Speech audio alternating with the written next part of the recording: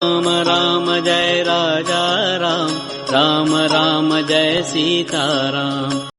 अरे बड़े गतन से मूरखे तोहे दे जा मिली।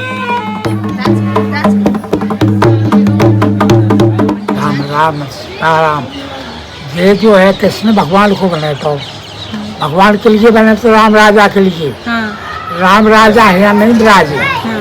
राम राजा रसीजा में विराजे भगवान। राजा अवध नरेश के दो निवास, दिवस ओरछा रहते शयन अयोध्यावास। एक और ट्रैवल जर्नी पर मैं आपको अपने साथ लेकर चल रही हूँ। एमपी में हम काफ़ी ज़्यादा ट्रैवल करने वाले हैं। अब आने वाले वीडियोस में आप देखेंगे, जहाँ सबसे पहले हम शुरुआत कर रहे हैं राम राजा सरकार की नगरी से, यानी कि ओरछा हम जा रहे हैं। तो भोपाल से झांसी के लिए हमने ले ली थी वंदे भारत। ये for the very first time travel किया है। इसको लेकर एक शॉर्ट्स भी मैंने अपने चैनल पर शेयर किया था, तो वो आप ज़रूर देखिएगा। उसमें अपने एक्सपीरियंस मैंने शेयर किए। कुछ चीज़ों की प्लेसमेंट अच्छी नहीं लगी, जैसे कि वाटर बॉटल की। कुछ चीज़ों की प्लेसमेंट काफ़ी अच्छी लगी है, जैसे कि आपका जो पावर सॉकेट्स हैं, चार्जिंग सॉकेट्स, उसकी। और काफ़ी कुछ डैमेज भी आपने और हमने मिल के पहुँचा दिया है नई नवीली सी ट्रेन को। बाकी एक्सपीरियंस काफ़ी अच्छा रहा, स्मूथ रहा। इसी के साथ साथ ये जर्नी हमारी थी झांसी तक। तो वहाँ हम उतरे और वहाँ से आगे हमने जो पूरे दर्शन का सिलसिला है वो हमने स्टार्ट किया। तो काफ़ी जगह हम घूमने वाले हैं ओरछा में भी। उसके बाद ये जर्नी कंटिन्यू करेंगे अपनी दतिया माँ पीताम्बरा जी के हमने दर्शन किए, वहाँ मैं आपको लेकर चलूँगी। फिर हम चलेंगे ग्वालियर। भोपाल में भी कई सारी जगह मैं आपको घुमाने वाली हूँ। तो सब देखने के लिए स्टिक हो जाइए, बने रहिए। सब्सक्राइब अभी से कर लीजिए अगर नहीं किया है तो, और वीडियो पूरा लास्ट तक ज़रूर देखिएगा। काफ़ी इन्फॉर्मेटिव होने वाला है। थोड़ा डिफरेंट स्टाइल इस वीडियो में मैंने ट्राई किया है। सो अब फटाफट से चलते हैं और स्टार्ट करते हैं। Welcome back to my channel, it's easy official and welcome back to एक और इजी ट्रैवल वीडियो में। आज मैं आपको लेकर के आ गई हूँ एक बहुत ही स्पेशल जगह। यूँ तो हम मंदिरों में जाते हैं भगवान के दर्शन करने के लिए, बट आज मैं आपको लेकर आई हूँ जहाँ पर हम साक्षात राजा के दर्शन करने वाले हैं। क्योंकि यहाँ पर भगवान को भगवान की तरह नहीं, राजा की तरह पूजा जाता है। अंदर शूट करना अलाउड नहीं, तो काफ़ी सारे ग्लिम्स मैं आपके साथ शेयर करूँगी और साथ में चलते चलते बहुत ही इंटरेस्टिंग स्टोरीज आपको बताने वाली हूँ। चलिए आइए स्टार्ट करें। अर्ली मॉर्निंग की हमारी ट्रेन थी और हम प्रॉपर सही टाइम पर वहाँ पहुँच गए थे। बेस्ट यही होगा अगर आप आउटसाइडर हैं तो सुबह सुबह आप पहुँच जाइए ओरछा, और एक दिन में आप ओरछा आराम से घूम सकते हैं। लोकल वहाँ पर कैब आप हायर कर सकते हैं, डेली रेंटल कैब्स। और जो हमारी कैब थी उनकी डिटेल मैं नीचे आपको डिस्क्रिप्शन में दे दूँगी, तो वो आप ज़रूर चेक करिए। वहाँ जाते ही हमारी मुलाकात हो गई थी उमा भारती जी से, जो कि सीएम रह चुकी हैं एमपी की। इसी के साथ साथ वो पॉलिटिशियन हैं बीजेपी से। तो वहाँ हम पहुँच गए। अंदर शूट करना अलाउड नहीं है, इसीलिए अंदर की कोई फुटेज आप नहीं देख पाएंगे। मंदिर का जो मेन गेट है, एंट्रेंस पर इस तरीके से बहुत सुंदर सुंदर वहाँ पर पेंटिंग्स बनाई हुई हैं। और अंदर जब आप जाते हैं दर्शन करने के बाद, आप प्रसाद जो है वो परचेस कर सकते हैं, जो जितना आप क्वांटिटी लेना चाहें अकॉर्डिंगली। बेसन के लड्डू का प्रसाद वहाँ पर चढ़ता है। यहाँ हमारे दर्शन बहुत अच्छे से हो गए थे। उसके बाद फिर हम गए आगे हरदौल की बैठिका पर, तो वहाँ आप चलते हैं। मंदिर की टाइमिंग्स के लिए, क्योंकि अलग अलग आरती होती हैं, अलग अलग आरती का टाइमिंग है, समर्स विंटर्स का टाइमिंग है, वो उस सब के लिए आप डिस्क्रिप्शन बॉक्स ज़रूर चेक कर लीजिएगा। नीचे मैं एक ऑफिशियल वेबसाइट भी आपके साथ शेयर करूँगी, तो वहाँ जाकर भी आप काफ़ी सारी डिटेल्स ले सकते हैं। इसके साथ ही बात कर लेते हैं ओरछा जो सिटी है, इसकी स्थापना 16वीं सदी में बुंदेला राजपूत प्रमुख रुद्र प्रताप ने की थी। उन्होंने बेतवा नदी के किनारे इस भूमि को अपनी राजधानी के लिए उपयुक्त माना था। उनके परवर्ती शासकों में राजा वीर सिंह जूदेव प्रसिद्ध हुए, जिन्होंने सुंदर जहांगीर महल का निर्माण करवाया।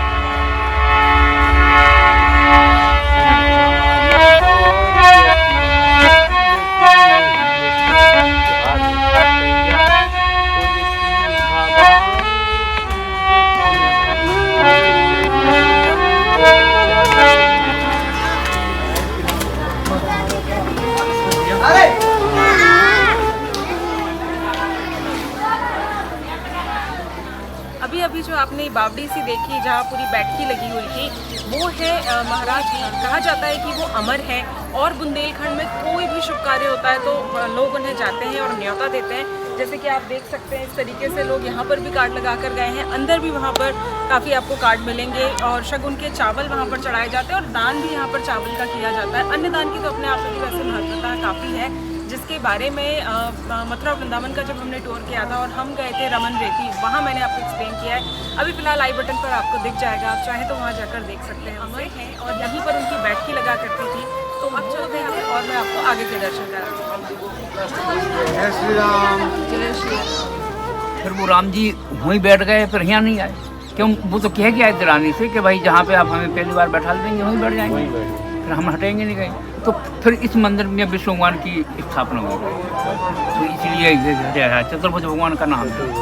क्यों? विष्णु का 4 भुजाओं का रूप है, तो यहाँ इसलिए चतुर्भुज। वैसे मेन मंदिर यही बना था राम जी। तो फिर रानी अधूरा जब बन नहीं पाया था, जब राम जी आ गए थे, रानी लेके आ गई थी, तो फिर उन्होंने अपनी रसोई में बैठा दिया था। जहाँ पे आपने दर्शन किए वहाँ रसोई घर है वो। यहाँ पे वो रानी का महल था, वो राजा का महल रोड के उस साइड पे। क्यों? पहले सब अलग अलग महल होते थे, रानी का अलग होता था, राजा का महल अलग। अगर वो चक्की भी पीस रही है राजा के यहाँ, तो उनके भी महल अलग होते थे, धोबी के महल अलग होते थे, मतलब सबके अलग अलग महल होते थे। इसमें अब विष्णु भगवान की मूर्ति यहाँ पे। राम जय राजा राम, राम राम जय सीताराम, राम राम जय राजा राम, राम राम जय सीताराम।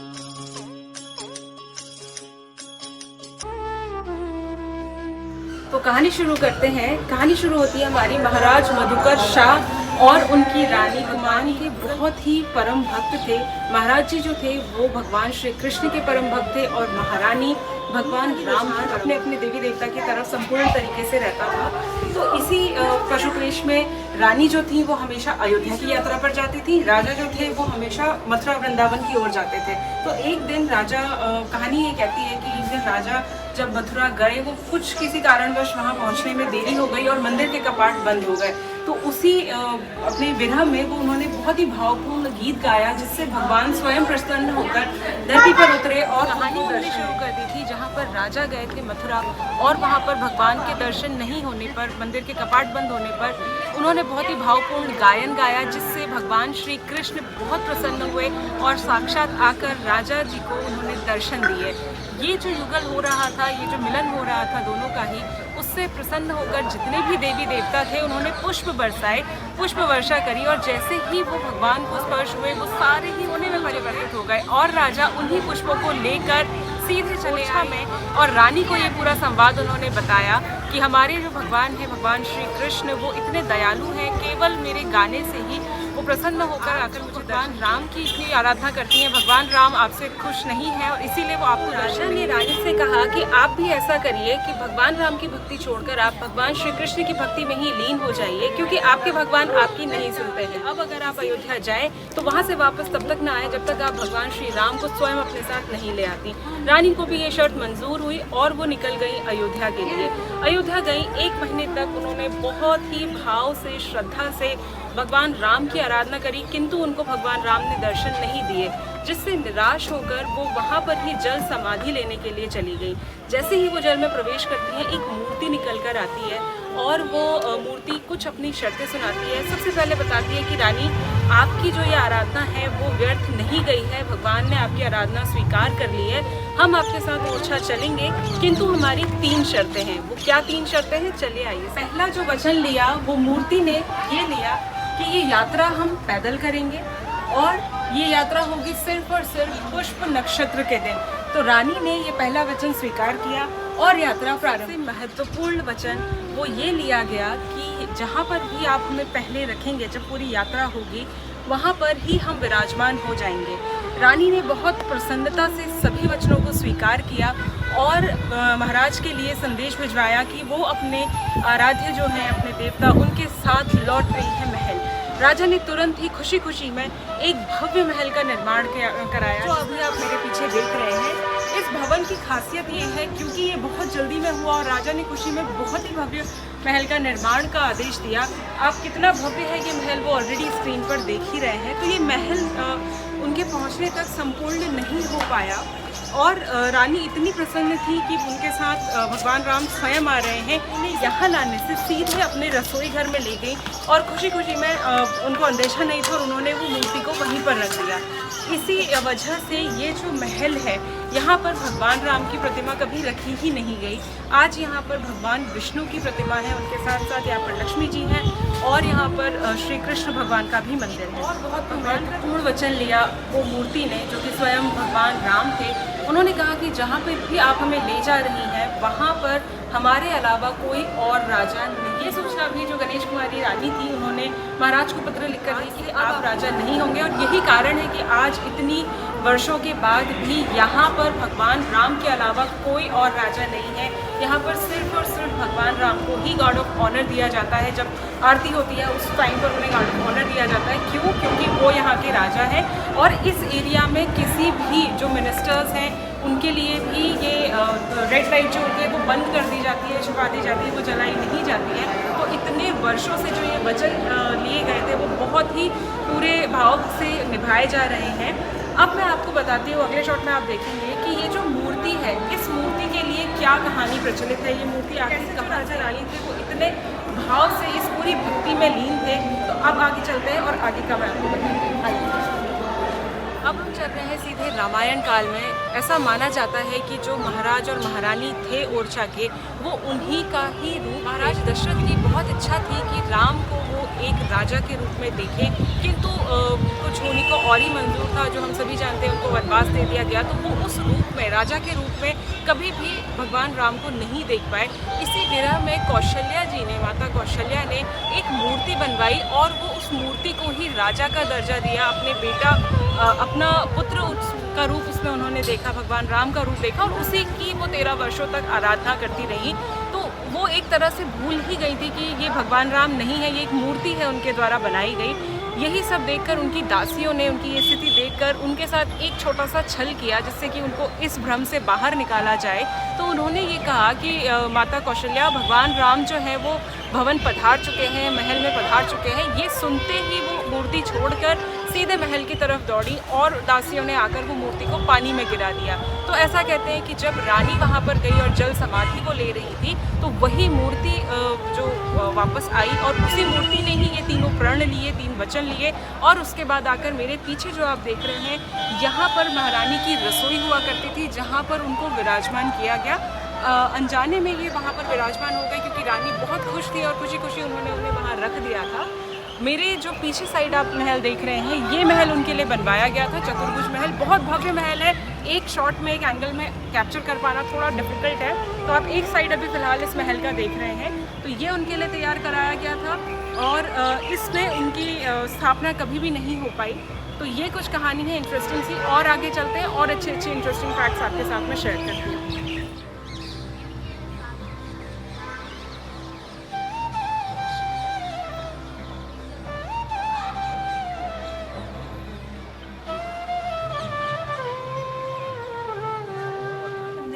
देख रहे हैं राजा रानी जी की इष्ट देवी हैं ये, जिनको ये मंदिर समर्पित है। ये आपको चतुर्भुज मंदिर के प्रीमाइसेस में ही मिलेगा। राम राम जय सीता राम, राम राम जय राजा राम, राम राम जय सीता राम। एक पेपर में कितना है? 101। 101। तो ये रोज का आप पूरी पुस्तक भरते हैं? हाँ, 1100 कर लेते हैं एक दिन में। अच्छा, और फिर कहाँ जाता है ये? मंदिर में जमा होता है। मंदिर में जमा होता है, संग्रहालय में। अच्छा, अटेंडेंस लगा रहे हैं आप अपनी। अब चलते हैं सीधे ये म्यूज़ियम, बहुत ही खूबसूरत ये म्यूज़ियम वहाँ पर डेवलप किया गया है। इसका टिकट बहुत ज़्यादा नॉमिनल है, 10 रुपीज़ पर पर्सन इसके लिए आपको पे करना होता है। और इतना अच्छा लगता है वहाँ जाकर, बहुत ब्यूटीफुली एक्सप्लेन किया है। कुछ कुछ उसके स्नैप्स मैंने लिए हैं, तो आइए चलिए साथ में देखते हैं।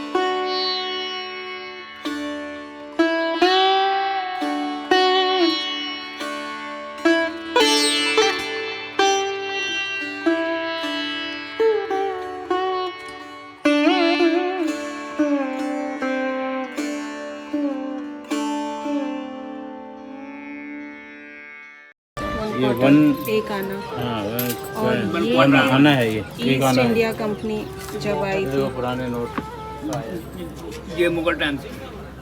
ये मुगल के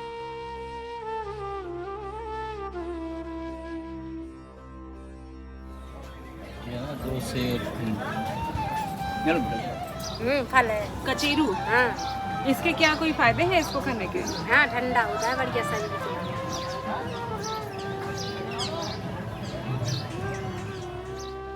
सभी जगह के दर्शन हमारे हो गए थे, म्यूजियम हमने घूम लिया था। अब टाइम था मंदिर से बाहर प्रस्थान करने का। तो ये है रानी महल, इनके ठीक सामने ये है राजा महल, जो कि हम अगले पार्ट में इसको कंटिन्यू करेंगे और सारी चीज़ें मैं वहाँ आपको बताऊंगी, तो वो आप ज़रूर देखिएगा। फ़िलहाल अब चलते हैं पेट पूजा के लिए। हम जा रहे हैं, ये उसी डायरेक्शन में है राजा महल के, राम राजा रेस्टोरेंट एंड कैफ़े। अपेरेंटली इनका ये कैफ़े है, वो डबल पिज़्ज़ा वगैरह सर्व करते हैं, बट हमारा लंच टाइम था तो हमने बिल्कुल अपना स्टेपल स्टिक किया, जो थाली होती है हमने वो ऑप्ट की। फूड रिव्यू की अगर मैं बात करूँ तो खाना इनका काफ़ी टेस्टी था, फ्रेश था, लाइट था, मतलब जो डेली में हम प्रेफर करते हैं। बट एक कंप्लेंट थी कि इनकी सर्विस एक्सट्रीमली स्लो थी, जबकि वजह से मैंने कहा लंच टाइम था, सबसे थोड़ा सा एक्टिवनेस नहीं थी। बाकी ओनर काफ़ी अच्छे थे, इंटरेस्टिंग बात कर रहे थे। ये क्लिप एक ऐसी चीज़ है दुनिया में कि उसकी कोई कीमत नहीं है, वो अमूल कीमत है।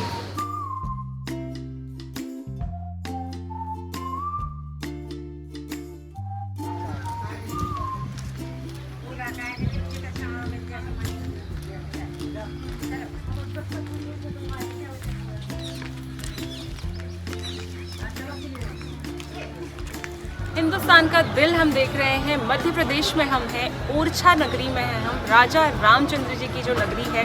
आज जो आपके साथ मैंने वीडियो शेयर किया, यहाँ राजा रामचंद्र जी का मंदिर और चतुर्भुज मंदिर के दर्शन, साथ में उससे जुड़ी बहुत ही रोचक कहानी और एक्चुअली काफ़ी सारे फैक्ट्स आपके साथ शेयर किए हैं। वीडियो अगर अच्छा लगा हो तो लाइक, शेयर एंड सब्सक्राइब करना बिल्कुल भी मत भूलना। जल्दी ही मिलते हैं एक और इंटरेस्टिंग से वीडियो के साथ में, तब तक के लिए take care and bye bye.